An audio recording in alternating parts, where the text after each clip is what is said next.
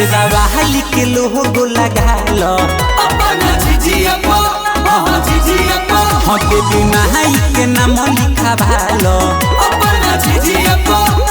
झिझिया को दूर भागल रही डैनिया सुन सखी हमर चुनमुनिया हो गरियावो बनाए काटू विधिया हाँ देवी माई के नाम लिखा भालो अपना झिझिया को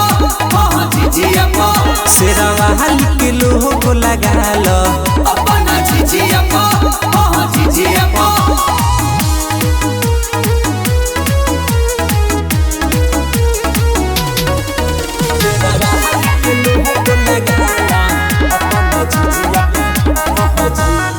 सबके घरे घरे जइह सखी झिझिया गवइह नाही तन को तू डैनी से डे रही हो लेके डैनी के नाम गरियह सरे आम ओकरा बेटा भातार के जीवइह हो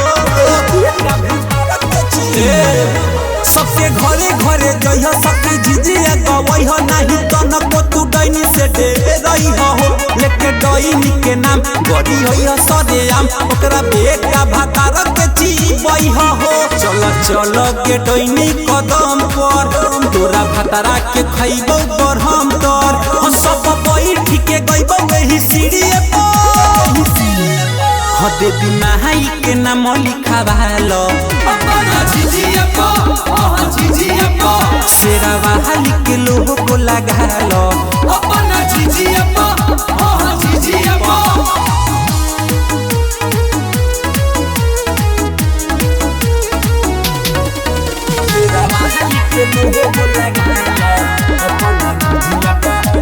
हाँ चलो दोसरा दुआर सुन सखी हमारे अब देर न तू तन को लगाव हो माथे झिझिया उठा के चलो तू आगे आगे राहुल राज किशोर के बोला हो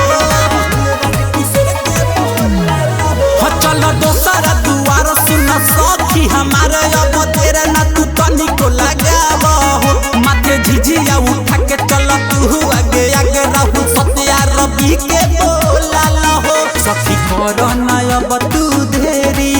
मिला जाए के बाटे सवेरी ए सखी चलो ना तू हो वाला सीढ़िया हाँ देवी माई के नाम लिखा भालो अपना झिझिया को झिझिया को सेरा वाली के लोगो लगालो अपना झिझिया को झिझिया को